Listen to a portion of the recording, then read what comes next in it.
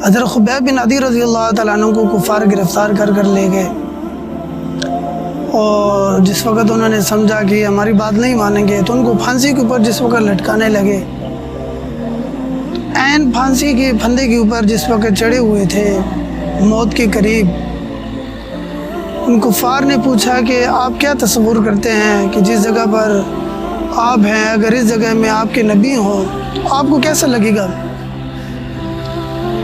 تو حضرت خبیب بن عدی رضی اللہ تعالیٰ عنہ نے ایسا جواب دیا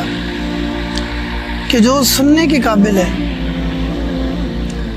فرمایا میں اپنے گھر میں ہوں، اپنے اہل و عیال میں ہوں، بیوی بچوں میں ہوں، اور آرام سے ہوں، کھا پی رہا ہوں، مجھے کوئی ٹینشن پریشانی نہ ہو، خوشی کی حالت کے اندر ہو۔ اور حضور صلی اللہ علیہ وسلم جہاں کہیں بھی ہیں، راستے میں کہیں بھی ہیں، وہاں پر حضور صلی اللہ علیہ وسلم کو ایک کانٹا بھی چبھے، میں یہ بات بھی تصور نہیں کر سکتا۔ تو یہ جس پھندے پر میں کھڑا ہوں، یہاں پر حضور صلی اللہ علیہ وسلم کا آنا، تو یہ تو بہت بڑی بات ہے، یعنی کہ اپنی جان جا رہی ہے اور جناب نبی کریم صلی اللہ علیہ وسلم کو کانٹا چبھنا بھی قبول نہیں ہے۔ اسی سے ملتا جلتا دوسرا واقعہ کہ حضرت زید رضی اللہ تعالیٰ عنہ اپنی والدہ کے ساتھ جا رہے تھے، ان کو کفار نے جو ہے وہ وہاں پر اس قافلے پر ڈاکہ پڑا، تو لٹیروں نے ان کو لوٹ لیا اور منڈی کے اندر جا کر ان کو بیچ دیا۔ اس وقت جو ہے وہ انسانوں کی خرید و فروخت ہوا کرتی تھی۔ تو حضرت خدیجہ رضی اللہ تعالیٰ عنہ کے جو بھانجے تھے کسی طرح بکتے بچاتے ان تک پہنچ گئے، انہوں نے حضرت خدیجہ رضی اللہ تعالیٰ عنہ کو ہدیہ کیا کہ یہ بچہ ہے، غلام ہے، بڑی اچھی خدمت کرتا ہے، یہ آپ کی خدمت کے اندر ہدیہ ہے۔ جس وقت حضرت خدیجہ رضی اللہ تعالیٰ عنہ کا جناب نبی کریم صلی اللہ علیہ وسلم سے نکاح ہوا، حضرت خدیجہ رضی اللہ تعالیٰ عنہ نے یہ حضرت زید رضی اللہ تعالیٰ عنہ کو بطور غلام اور خادم حضور صلی اللہ علیہ وسلم کی خدمت کے اندر پیش کیا۔ حضرت زید رضی اللہ تعالیٰ عنہ آپ علیہ الصلوۃ والسلام کے ساتھ بہت زیادہ لگاؤ، حضور صلی اللہ علیہ وسلم کے ساتھ محبت، اور بچوں میں یعنی کہ غلاموں کے اندر سب سے پہلے ایمان لے کر آئے۔ تو جناب نبی کریم صلی اللہ علیہ وسلم نے بھی ان کے ساتھ محبت اور شفقت کا بہت زیادہ برتاؤ فرمایا۔ ان کے گھر والے بڑے پریشان تھے، ان کو تلاش کرتے اور آگے پیچھے ہر جگہ جہاں پر ہو سکتا تھا اطلاع کرتے،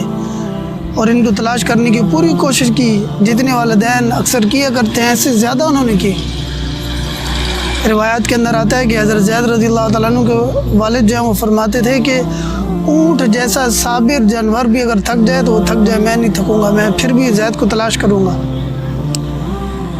ایک موقع کے اوپر ان کے علاقے کا قافلہ جو ہے وہ نبی کریم صلی اللہ علیہ وسلم کے علاقے سے گزرا، تو انہوں نے دیکھا کہ یہ بچہ تو ہماری قوم اور ہمارے علاقے کا ہے اور گم ہوا ہے، یہ یہاں پر ہے۔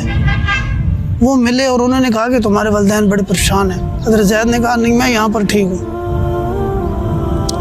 واپس گئے اور انہوں نے جا کر ان کے والدین کو بتایا۔ ان کے والد نے خبر سنی، گھر میں آ کر اپنی اہلیہ کو بتایا،